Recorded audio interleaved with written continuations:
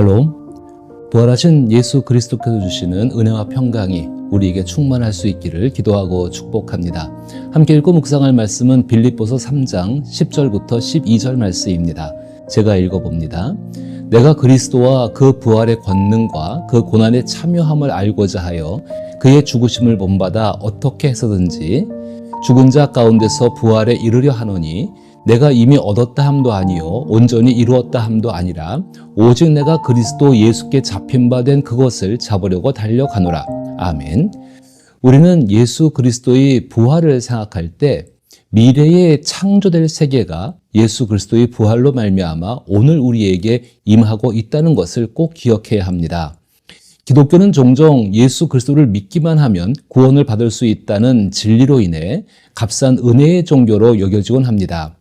많은 다른 종교들은 구원을 얻는 것, 즉 신과 함께 살아가는 존재로 살아가기 위해서 다양한 행위를 요구합니다. 그러나 기독교는 하나님의 아들 예수 그리스도가 이루신 일을 믿음으로써 하나님과 함께 살아가는 구원을 얻습니다.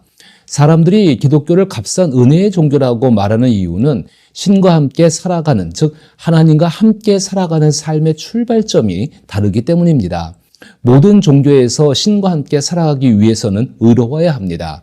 하지만 기독교는 이미 하나님께서 예수 그리스도를 통해 의롭다고 선언하셨고 그 의로움을 바탕으로 살아가는 삶을 강조합니다. 다른 종교가 특별한 종교적 행위를 통해 의로움을 얻으려 한다면 기독교는 이미 의롭다 여겨진 사람들로서 일상생활을 통해 하나님과 함께 살아가는 모습을 보일 것을 요구하고 있습니다. 로마서 4장 24절과 25절은 하나님께서 우리를 의롭게 하시기 위해 예수 그리스도를 통해 이루신 일을 증언하고 있습니다. 의로 여기심을 받을 우리도 위함이니 곧 예수 우리 주를 죽은 자 가운데서 살리신 이를 믿는 자니라. 예수는 우리가 범죄한 것 때문에 내줌이 되고 또한 우리를 의롭다 하시기 위하여 살아나셨느니라. 우리는 하나님의 은혜로 의롭게 되었습니다. 하나님은 우리를 의롭게 하기 위해 하나님의 뜻에 완전하게 순종하신 예수님을 십자가에서 죽게 하시고 그를 부활시키셨습니다.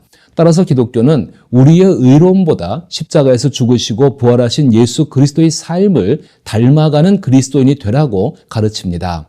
이미 하나님께서 우리를 의롭다고 하셨는데 다시 의로움을 얻기 위해 살아가는 것은 어리석은 일입니다. 우리를 의롭게 하신 예수 그리스도의 죽음과 부활은 현재 우리의 일상에 깊은 영향을 미치고 있습니다. 그리스도인의 일상은 예수 그리스도께서 이루신 의로움을 이미 받은 사람으로서 아직 완전하지 않지만 장차 이루어질 예수 그리스도의 완전함을 위해 살아가는 여정입니다. 예수 그리스도의 부활은 빌립보서 3장 10절부터 12절의 말씀처럼 그 여정을 살아가게 하는 능력의 원천이 됩니다. 다시 제가 읽어보면 내가 그리스도와 그 부활의 권능과 그 고난의 참여함을 알고자 하여 그의 죽으심을 본받아 어떻게 해서든지 죽은 자 가운데서 부활에 이르려 하노니 내가 이미 얻었다 함도 아니요 온전히 이루었다 함도 아니라 오직 내가 그리스도 예수께 잡힌 바 된 그것을 잡으려고 달려가노라. 이 구절을 부활하신 예수 그리스도와 일상을 살고 있다는 의미를 살려서 다시 표현하면 다음과 같습니다. 나는 그리스도를 직접 알고 그분의 부활의 능력을 경험하며 그분의 고난에 동참하여 죽기까지 그분과 함께하기 위해 이전에 내가 알고 있던 모든 하찮은 것들을 내려놓았습니다. 내가 버린 것은 만약 죽은 자들 가운데서 살아나는 부활에 이르는 길이 있다면 나는 그 길을 걷겠다는 생각이었습니다. 내가 그리스도에 대한 모든 것을 다 얻었다거나 모든 것을 이루었다고 말하는 것이 아닙니다. 나는 단지 놀랍게도 나를 붙잡고 계신 그리스도를 붙들고 내 길을 걸어가고 있을 뿐입니다.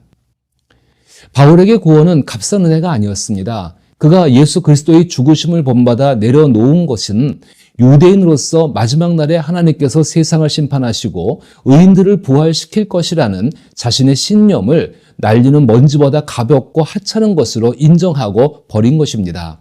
바울은 마지막 날에 하나님께서 세상을 심판하실 때 자신이 의인으로서 부활하기 위해 살아왔던 사람입니다. 이것이 그가 세상을 살아가는 이유이자 존재의 목적이었습니다.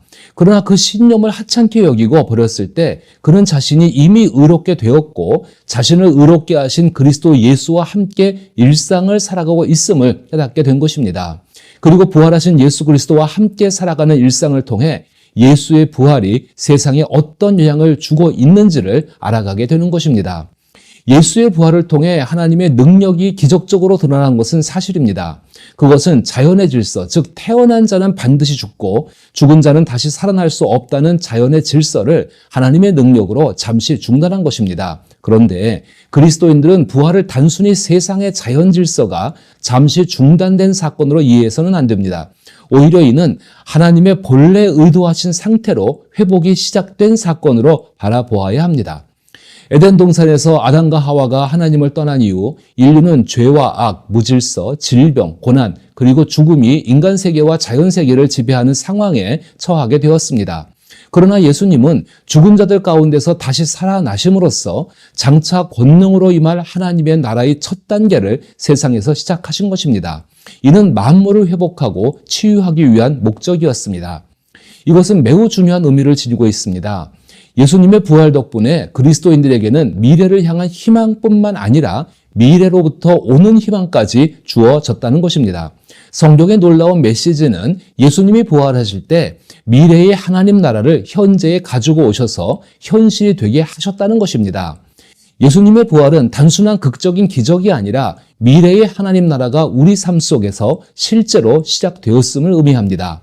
그 나라에서는 모든 것이 하나님의 영광을 위해 복종하며 새롭게 되고 치유될 것입니다. 이는 새로운 창조의 세계로 나아가는 과정입니다. 이 나라는 두 가지의 축으로 구성되어 있습니다. 첫째, 하나님의 영광이 하늘의 영역에서 땅으로 임했다는 것입니다. 이는 단순히 가끔씩 일시적으로 나타나거나 성전의 지성소에 머무는 것이 아니라 하나님의 백성들 안으로 들어와 있는 것입니다.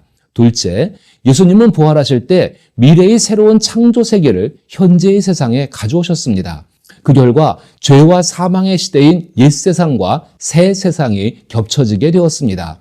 따라서 인간의 역사 속에는 두 개의 시대, 즉 흑암과 죄로 가득한 현 시대와 빛과 선으로 충만한 장차 올 시대가 공존하고 있습니다. 따라서 실제로 각 개인이 현 시대의 지배 아래 남아 있을 수도 있고 장차 올 시대로 옮겨질 수도 있는 것입니다.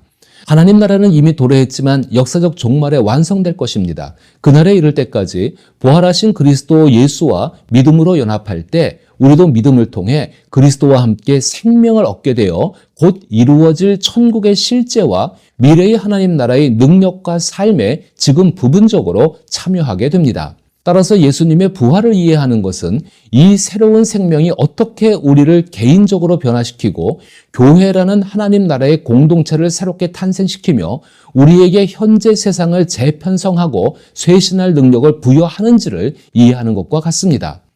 이러한 내용을 우리가 일반적으로 알고 있는 영생이라는 말에 적용해 본다면 영생은 유대인들이 희망했던 것처럼 미래에 하나님께서 세상을 심판하실 때 의인으로 부활해서 얻는 생명이 예수 그리스도의 죽으심과 부활을 통해 지금 우리의 일상에 있는 현재 역사 속에 들어온 상태를 의미하는 것입니다. 아주 더 쉽게 말한다면 우리가 죽은 다음에 천국에 가서 의인이 되는 것이 아니라 이미 천국을 소유한 사람으로 지금 의인의 삶을 살아야 한다는 것입니다. 다시 말해 미래에 대한 희망이 미래로부터 와 있다는 것입니다. 죄와 죽음과 흑암이 있는 이 세상이 지속되는 동안에도 오는 세상에서 이루어진 그리스도의 통치는 이미 시작되었다는 것입니다. 이처럼 두 시대가 중첩되어 있다는 것은 믿는 우리에게 현 시대에서 구원받은 새로운 피조물이 되어 장차 올 세대의 열매가 되었다는 것을 의미하기도 합니다. 기독교의 구원은 개인이 용서받는 차원을 넘어 만물이 새롭게 되는 것을 포함하고 있습니다. 예수님의 부활 덕분에 하나님 나라는 아직 이 땅에서 완성되지 않았지만 분명히 존재합니다. 이미 도래한 이 사실을 인식하지 못하고 누리지 못한다면 그리스도인의 삶은 빈곤해질 수밖에 없습니다. 그래서 바울은 에베소 교인들을 위해 기도할 때 그들의 마음의 눈이 밝아져 하나님의 힘의 위력에 따라 믿는 우리에게 주어진 능력의 크기를 알게 해달라고 간구했습니다. 바울은 하나님의 능력이 예수 그리스도 안에서 역사하여 죽은 자들 가운데서 다시 살리시고 하늘에서 오른편에 앉으셔서 모든 통치와 권세, 능력과 주권 그리고 이 세상뿐만 아니라 오는 세상에 속한 모든 이름 위에 뛰어나게 하시는 것을 알게 달라고 에베소서 1장 18절부터 21절에서 간절히 기도합니다. 예수님의 부활로 인해 하나님 나라의 완성이 시작되었고 그로 인해 우리 마음의 눈을 밝히는 놀라운 은혜가 주어지기 시작했습니다.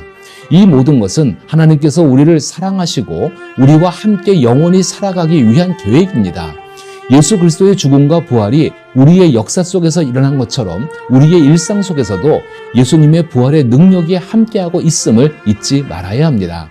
이러한 삶을 통해 기독교는 결코 값싼 은혜의 종교가 아니라 세상 그 무엇과도 비교할 수 없는 고귀한 생명임을 깨닫게 될 것입니다.